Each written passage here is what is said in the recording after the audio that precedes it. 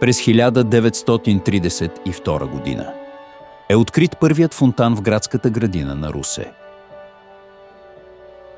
Макар и скромен по своите размери, водоскокът е забележителен със своята визия и послание.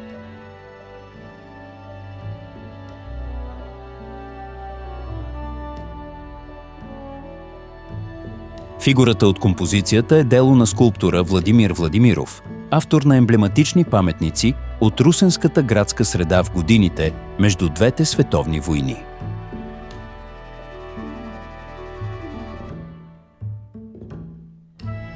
Скулптурата представя млад мъж, който бори митично същество – хидра, от чиято паст блика вода.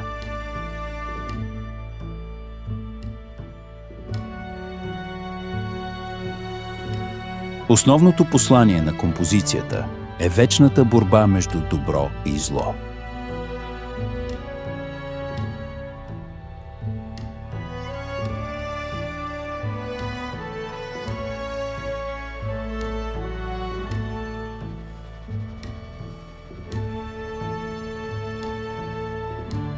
При първоначалното оформление на градската градина, фонтанът Момчето с хидрата е в близост до бюст-паметникът на Любен Каравелов, чийто автор, отново, е Владимир Владимиров.